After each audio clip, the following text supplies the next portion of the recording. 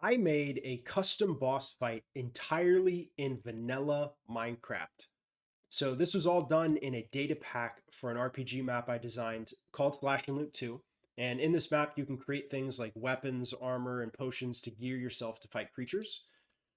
Now, this is the most challenging fight in this entire map that I've designed. So, uh, let's see.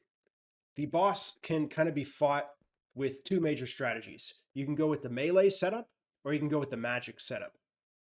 It kind of depends on what you've crafted in the map up to this point, because if you're someone who likes to use magic, you're going to go with that more. But for this purpose, I'm going to go with the melee setup. So all these armor pieces you can actually craft in game, and they give you attack bonus. And I also have a really nice weapon to go with that hits quite hard, even though it's very slow swinging.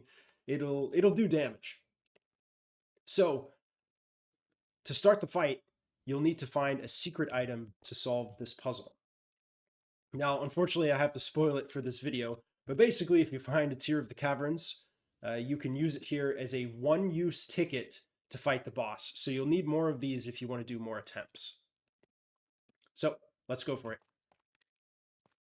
Now, as you can see, there's a lobby for the boss, and for 30 seconds, other players can actually join in, and you can have up to 4 players fight the boss at the same time. But the boss actually has health scaling based on how many players are in the lobby. So don't think that it's just going to be a free win with 4 players. It's actually pretty difficult. And you have to be alive at the end to get loot. So do your best. Now, when the boss fight starts, there's going to be a little cutscene, so I'll let you watch.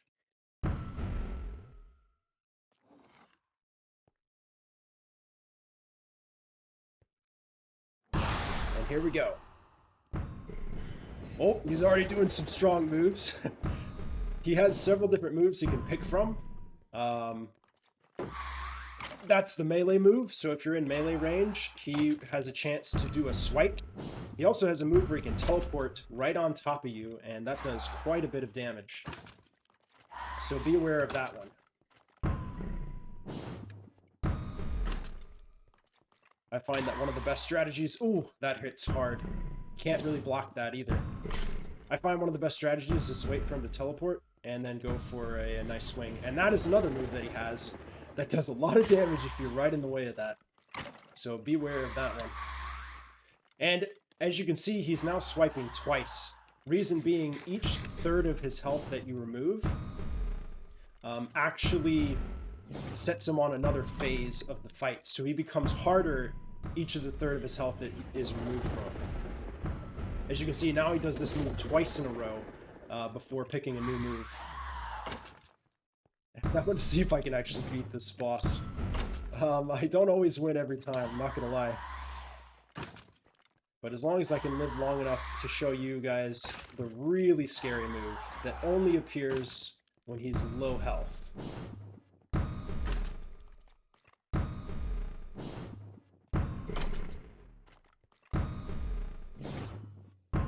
Thankfully, he's being quite nice about his teleports.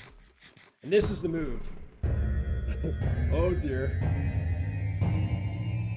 Oh, you have to jump at a very, very precise window. It's probably about a quarter of a second, maybe less than that. And if you don't, you take like 80% of your health bar. So I highly recommend learning the timing on that one. It's going to take a few practice tries. At the very least, get yourself a shielding potion or something. Oh! Okay, as you can see, that's how powerful that move is if you're in the way of it. Let's finish him off. Oh! Come on. Oh, I have to dodge this again. Barely did it. And there we go. Beat the boss.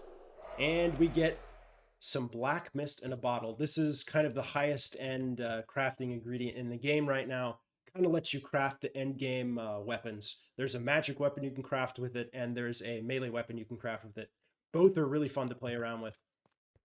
So yeah, that's the boss fight, and it's pretty fun.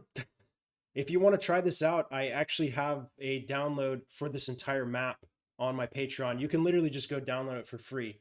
I really just want people to test it out and have fun with it and give me some feedback. But I would say this is the most exciting thing to do on the map. but there's also other things you can do like level up skills. You can craft items, you can do alchemy, you can fish. There's a bunch of stuff, but this is a pretty big highlight of that map as well. So if you're interested, follow the links in my description and go check it out.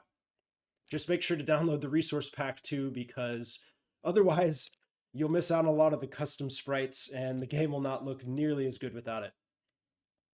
All right, well, I hope you guys enjoyed and have fun out there. See you guys later.